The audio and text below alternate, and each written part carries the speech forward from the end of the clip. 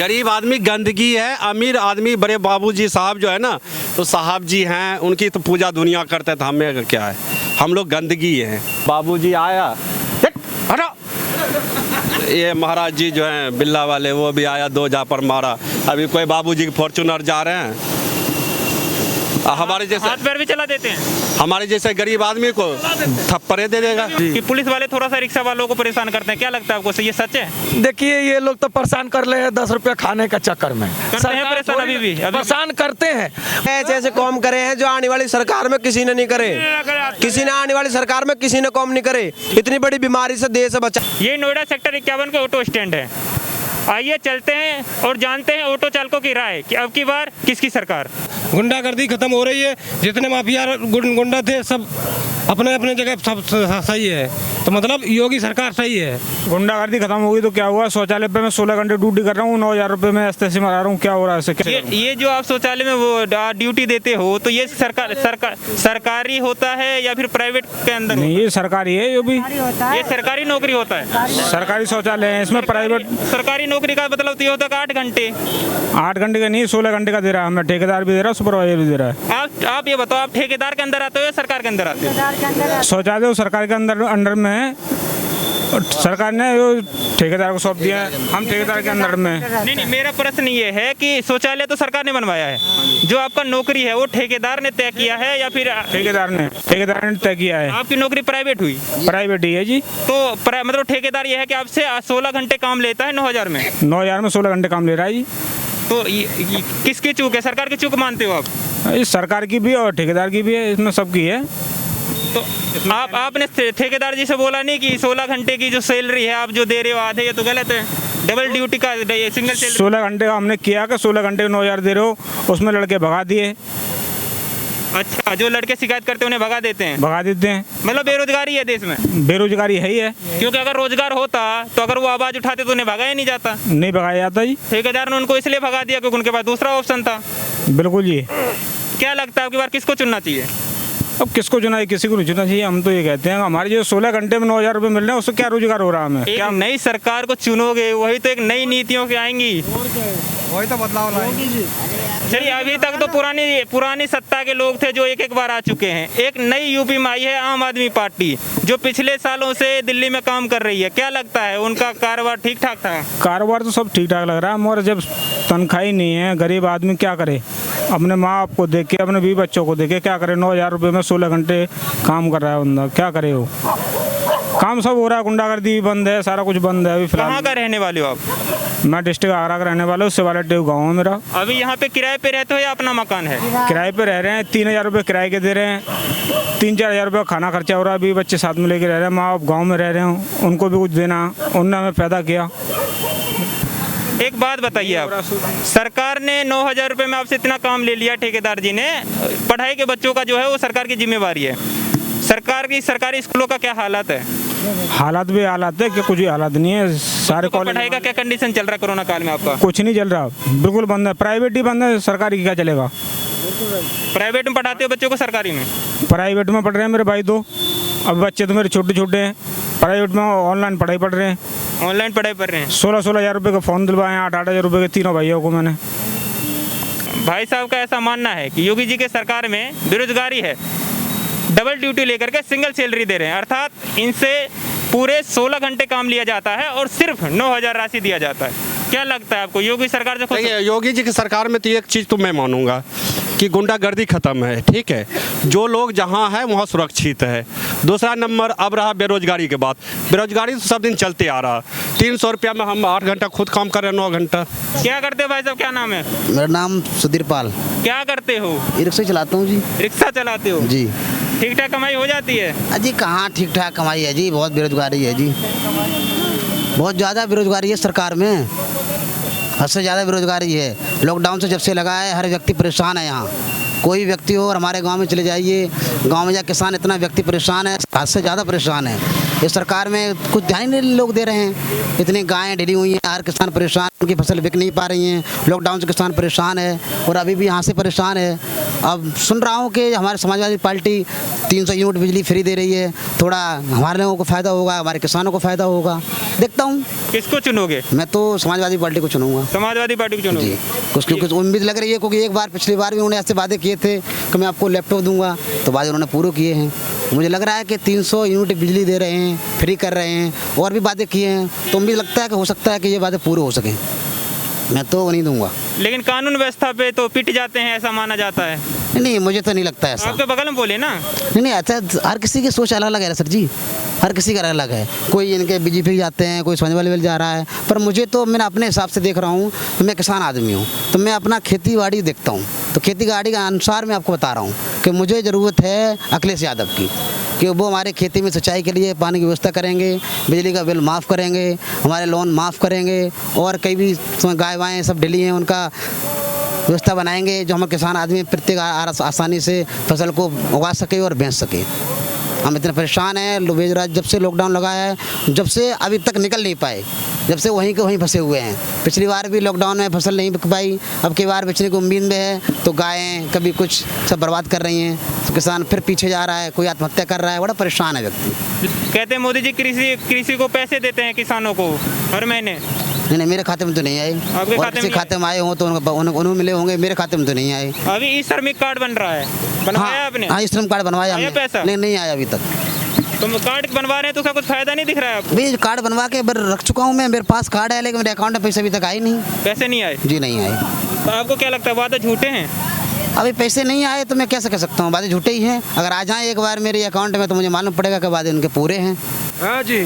क्या करते हैं आप, क्या नाम हुआ आपका? ब्रिजनंदन दुबे। योगी जी ने काम कर रहे हैं बढ़िया, कोई खराब नहीं कर रहे हैं। और रह गया कि देखो महंगाई तो जनसंख्या के हिसाब से तो बढ़ेगा घटेगा, वो बात। काम कर रहे हैं, रोड बनवा रहे हैं, जगह जगह शौचालय बनवाए हैं, बहुते से जगह जगह लोग ऐसे ही खड़े होकर के टॉयलेट करता था, उससे सुविधा से तो कुछ बहुत आ रहा था। और रह गई बात कि देखिए महंगाई तो थोड़ा सा बढ़ेगा और घटेगा भी। अब उस हिसाब से देखा जाए तो काम बहुत बढ़िया कर रहे हैं। इनकी शासन में बहुत सी गुंडागर्दी और ये जो भ्रष्टाचार ये बहुत ख़त्म हो गए। एक बैग तो ख़त्म होगा भी नहीं, मगर हो सकता है कि ये पूरे ही ख़त्म हो जाएगी। इसलिए इनकी सरकार में बहुत आराम है और देश को मजबूत भी किया है इन्होंने। देश को मजबूत तो कह रहे हैं कि सबको फ्री में राशन का वादा करते थे। राशन भाई साहब कम से कम 6 महीने से फ्री में मिल रहा है। हमें मिल रहा है ना, हम जान रहे हैं, हमें मिल रहा है। भाई साहब तो कह रहे हैं मुझे नहीं मिला। अरे इनकी राशन कार्ड कट गया होगा ना किसी बसाए से, कार्ड नहीं बनवाए होंगे, इन्होंने लापरवाही किया होगा। हो सकता है इन्होंने लापरवाही किया हो, या वो राशन वाला भी सोचता है कि कैसे हम हमारा 2 पैसा बच जाए, क्योंकि अब सब ऑनलाइन हो गया है, अंगूठा हो गया है।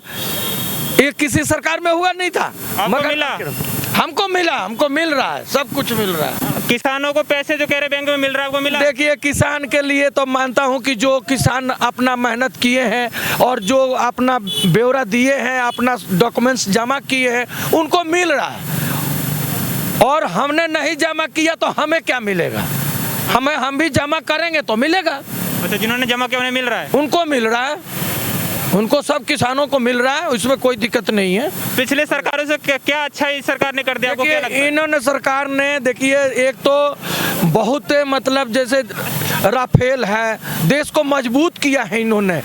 पहले था कि कोई सरकार इस पर गौर नहीं करता था और सब देश 2-3 देश जो हैं हमारे ऊपर आए दिन बम फूटता था। जो यहाँ पर क्या करेंगे, आए दिन बम दिल्ली में फटता था, पार्लियामेंट में बम चला गया था। कैसे चला गया बताइए, किसकी वजह से चला गया? बस में फूट रहा था बम, पता लगता था यहाँ है। कभी सरिया वाले आ रहे हैं तो कभी कुछ आ रहे हैं, कैसे आ रहे हैं? ये सब ढकोसला था।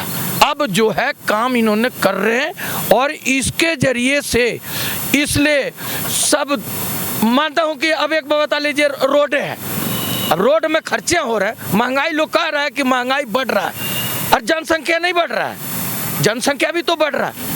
अब रह गई फैक्ट्री की मामला, फैक्ट्री वाले में हम भी नौकरी कर रहा था, हमारे को निकाल दिया लॉकडाउन में। पहले ऐसा होता था, आज सुनने में आता है मुझे भी कभी कभी कि पुलिस वाले थोड़ा सा रिक्शा वालों को परेशान करते हैं। क्या लगता है आपको, ये सच है? देखिए ये लोग तो परेशान कर रहे हैं 10 रुपया खाने का चक्कर में। करते हैं परेशान अभी भी? परेशान करते हैं, मगर ये करते हैं इसलिए कि 10 रुपया हमें मिले, ये लोग दें।